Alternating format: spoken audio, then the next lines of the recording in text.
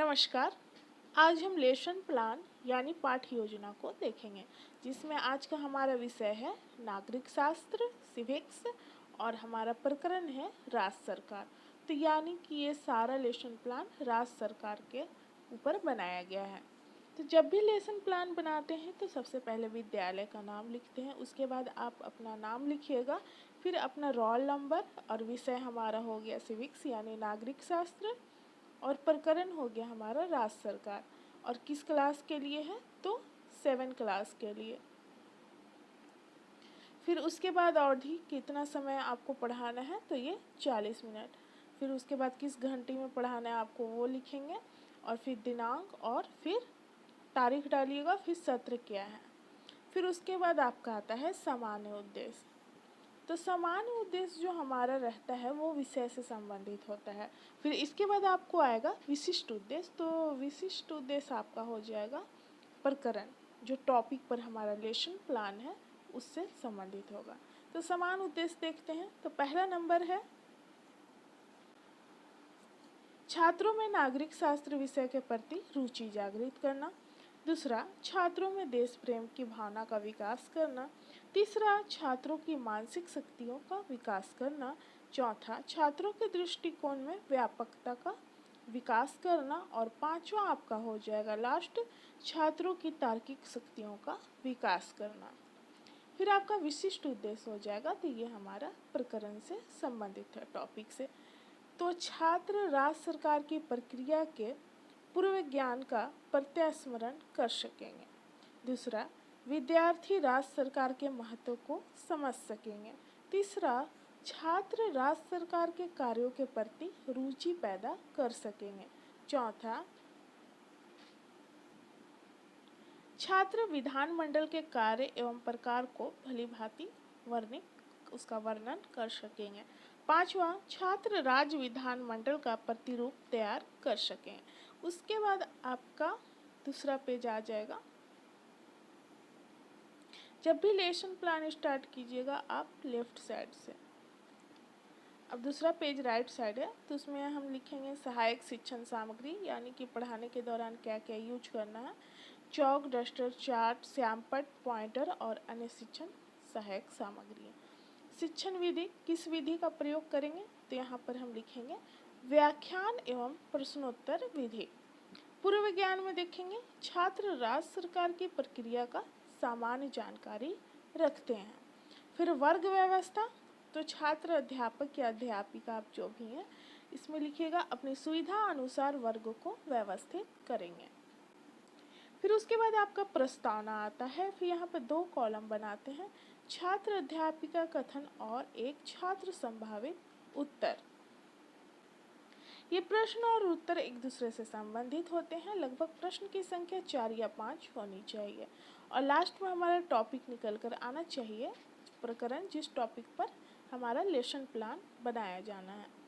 तो सबसे पहला प्रश्न किया जाएगा हमारे देश का क्या नाम है, तो यहाँ पर छात्र उत्तर देते हैं भारत। दूसरा प्रश्न, भारत का प्रधानमंत्री कौन है, तो डॉक्टर नरेंद्र मोदी। नरेंद्र मोदी केंद्र सरकार और राज्य सरकार में से किसका प्रतिनिधित्व करते हैं, तो यहाँ पर उत्तर हो जाएगा केंद्र सरकार, क्योंकि राज्य का मुख्यमंत्री करते हैं और केंद्र में प्रधानमंत्री। केंद्र सरकार की भांति मुख्यमंत्री किस सरकार का प्रतिनिधित्व करते हैं, तो इसके उत्तर में हो जाएगा राज्य सरकार। अगला प्रश्न है राज्य सरकार के बारे में आप क्या जानते हैं, तो यहाँ पर छात्र उत्तर नहीं दे पाते हैं, इसलिए यहाँ पर हो जाता है समस्यात्मक। अब हमारा टॉपिक आ गया राज्य सरकार, इसके बारे में हमारा पूरा लेसन प्लान रहेगा। उसके बाद आ जाएगा छात्र अध्यापिका कथन, यानी कि जो पढ़ाने वाले हैं वो राज्य सरकार के बारे में बताएंगे। पाठ की उद्घोषणा, आज हम लोग राज्य सरकार के बारे में अध्ययन करेंगे। तो ये हो गया। अब अगला पेज आइए। अगला पेज में दोनों साइड को लेंगे, दोनों पेज को लेंगे और यहाँ पर 4 कॉलम बनाएंगे।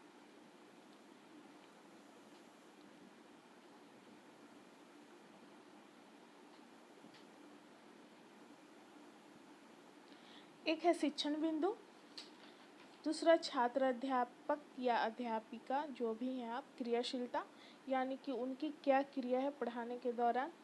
किस तरह की व्याख्या दे रहे हैं। छात्र क्रियाशीलन यानी कि छात्र की क्या क्रिया है, वो किस प्रकार का व्यवहार कर रहे हैं, किस प्रकार से उत्तर दे रहे हैं। और श्यामपट्ट कार्य यानी ब्लैक बोर्ड वर्क। तो सबसे पहले शिक्षण बिंदु में है संघात्मक सरकार का आशय।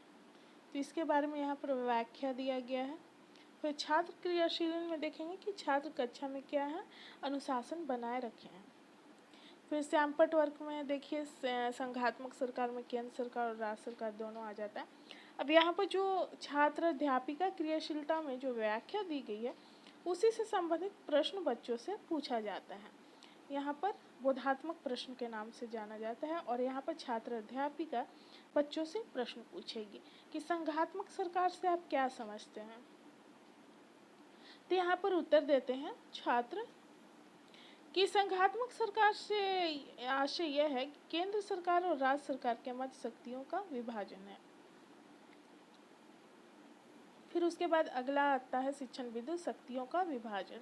तो यहाँ पर भी देख लीजिए 3 सूचियाँ दी गई हैं, संघ सूची, राज्य सूची और समवर्ती सूची। तो संघ सूची में कानून संघ सरकार बनाती है, राज्य सूची में कानून राज्य सरकार बनाती है और समवर्ती में दोनों बनाते हैं। साइड में ब्लैक बोर्ड वर्क है। तो शक्तियों का विभाजन यहाँ पर 3 पार्ट में बटा हुआ है, संघ सूची, राज्य सूची और समवर्ती सूची। उसके बाद जो व्याख्या दिया गया उससे संबंधित प्रश्न पूछा जाएगा। बोधात्मक प्रश्न छात्र अध्यापिका प्रश्न पूछती हैं कि किन सूचियों के आधार पर केंद्र व राज्य के मध्य शक्तियों का विभाजन किया गया है। तो यहाँ पर छात्र उत्तर देते हैं 3 सूचियों के द्वारा, संघ सूची, राज्य सूची और समवर्ती सूची। अब अगले पेज में भी इसी तरह का कॉलम बनाएंगे, 4 कॉलम, क्योंकि शिक्षण बिंदु में हमारे 4 टॉपिक कम से कम होना चाहिए। तो 2 टॉपिक हमने देख लिया, संघात्मक सरकार का आशय और दूसरा शक्तियों का विभाजन। तीसरा है विधानमंडल से अभिप्राय। यहाँ पर विधानमंडल के बारे में बताया गया है, कुछ व्याख्या दिया गया है। जैसे कि विधानमंडल के अंतर्गत राज्यपाल एवं विधानसभा के साथ साथ कुछ राज्यों में विधान परिषद भी सम्मिलित होती है। विधानसभा तथा विधान परिषद मिलकर विधानमंडल का निर्माण करते हैं। विधानसभा राज्य विधानमंडल का निम्न सदन होता है तथा राज्य की जनता का प्रतिनिधित्व करता है। जहाँ किसी राज्य के विधानमंडल के 2 सदन होते हैं वहाँ पर एक का नाम क्या होता है, विधान परिषद, और दूसरा कहलाता है विधानसभा। और जहाँ केवल एक सदन होता है उसका नाम केवल विधानसभा ही होता है। अब इसी से संबंधित प्रश्न किया जाएगा, बोधात्मक प्रश्न। छात्र अध्यापिका प्रश्न करती है छात्रों से कि विधानमंडल से क्या समझते हैं। तो बच्चों का यहाँ पर व्यवहार देखेंगे। छात्र क्रियाशीलन, तो छात्र श्यामपट्ट में लिखे जा रहे वाक्यों को अपने कॉपी में लिखेंगे। और दूसरा इसका उत्तर में देखते हैं, विधानसभा और विधान परिषद मिलकर विधानमंडल का निर्माण करते हैं। और ब्लैक बोर्ड वर्क जो श्यामपट्ट कार्य है उस साइड में देख लीजिए, विधानमंडल 2 कॉलम बनाया हुआ है, एक सदनात्मक और 2 सदनात्मक। एक सदनात्मक में देखेंगे केवल विधानसभा और 2 सदनात्मक में देखेंगे विधानसभा और विधान परिषद दोनों मिलकर जब बनाते हैं तो 2 सदनात्मक नाम से जाना जाता है। यहाँ पर विधान परिषद के बारे में दिया हुआ है।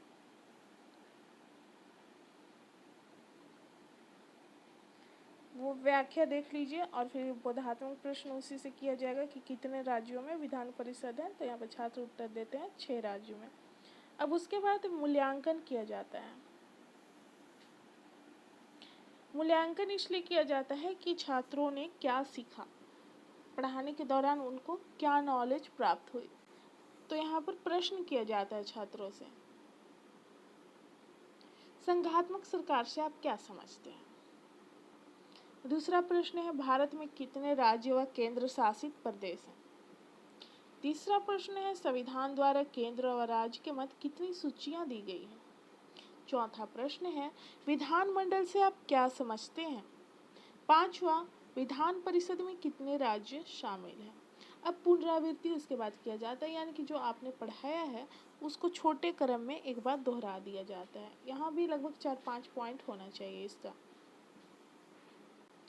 तो यहाँ पर हो जाएगा कि संघ मतलब संघात्मक मतलब क्या होता है, मिला हुआ।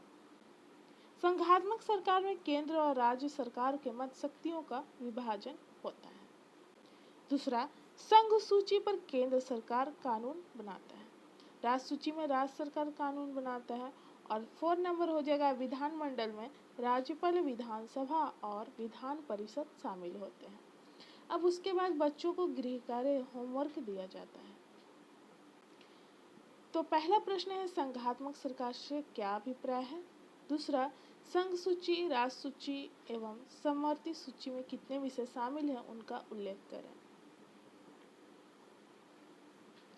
गृह कार्य का जो प्रश्न होता है थोड़े से हार्ड होना चाहिए ताकि बच्चा उस वर्क को घर में कर सके। अगर हल्का प्रश्न दे दिया जाएगा तो बच्चा क्लास में ही कर लेगा। तो ये हमारा लेसन प्लान था। मिलते हैं अगले वीडियो में। धन्यवाद।